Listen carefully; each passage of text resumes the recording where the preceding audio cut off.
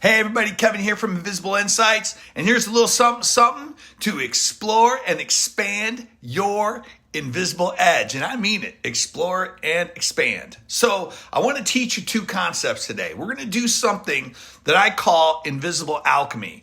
Now, part of seeing the invisible is taking multiple things and putting them together to make them exponentially better, to take it to another level, let's say.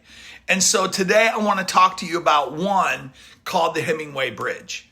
Now, the Hemingway Bridge is started by Ernest Hemingway, who as a writer would often write in terms of like whatever he was putting together, right? He had concept he was working on within the framework of a book that he was writing. And most of the time it's fiction. And he would get to a point in the story and then he would pause. He would stop. And he would then sit on that for a minute. And then he would wait 24 hours. And what he found was there was this cognitive thing that would occur in his sleep overnight and the rest that he had and the time that he gave it that really allowed that concept to explode, to really gain inner traction in terms of how he thought about it, his perspective on it. Whatever those filters were that kind of emerged in the process of him waiting in the in-between gave him additional insights and thoughts and places where to take the character. I often, in the course of writing the book that I'm writing right now, I'm going through the same thing. I'm seeing that Hemingway Bridge come to life because every week I'm coming up with a new way of seeing something I had written in a previous chapter. And it's a challenge, right? What makes it back into the chapter? What doesn't make it back into chapter? When is a chapter actually complete?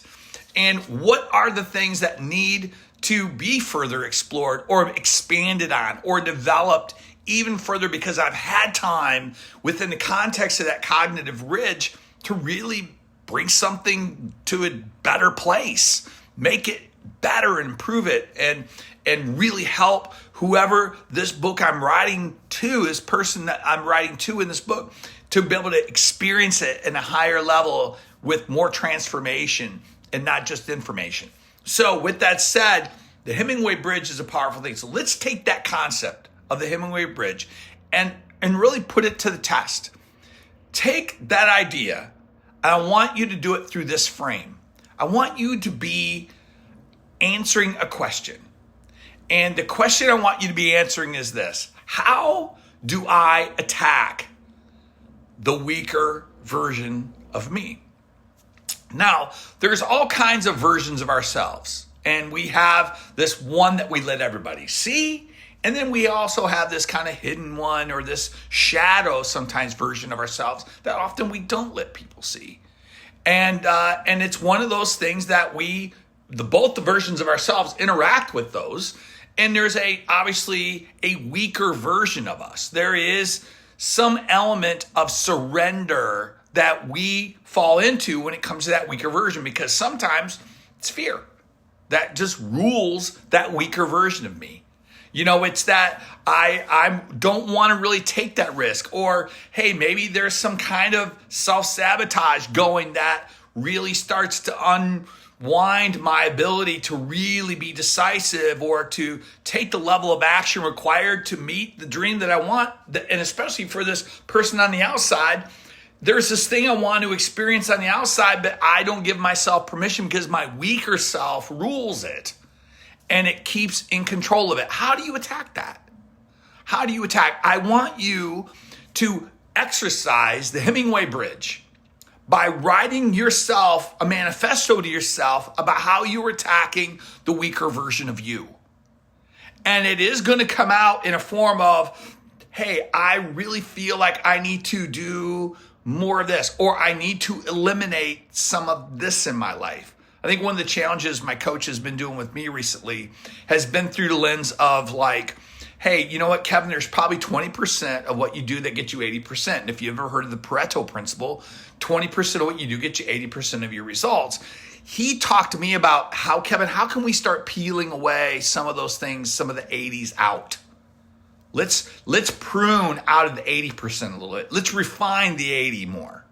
which I've never heard of before. I never thought about that way. I always thought, hey, I really want to be dialed into the 20. But his point was, hey, the 20 has a lot of capacity and even more capacity to have impact if we really start looking at the 80% and start really thinking about some of the things that we want to take out of our lives and put more effort into really deepening the impact that the 20%ers do.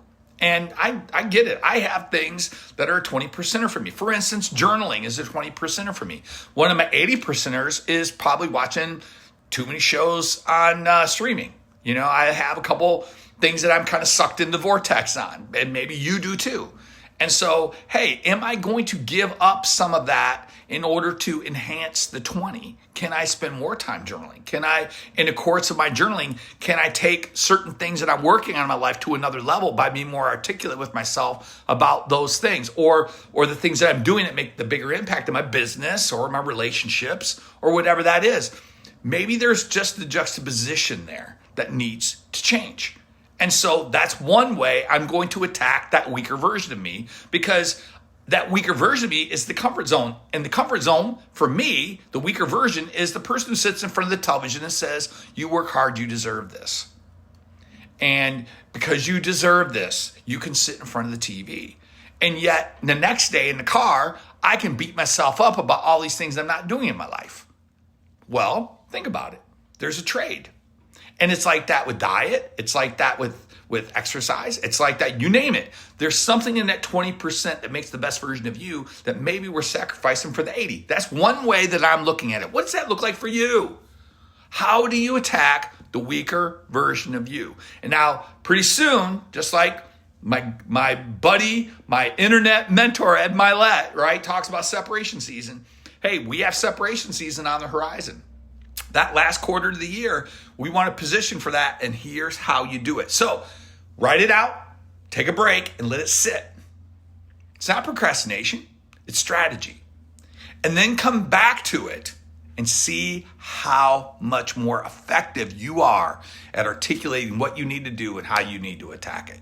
Hey, listen, I'm telling you, that is a huge invisible. That's taking two elements, putting both those elements together, preparing for the coming separation season that's coming in October, and getting there.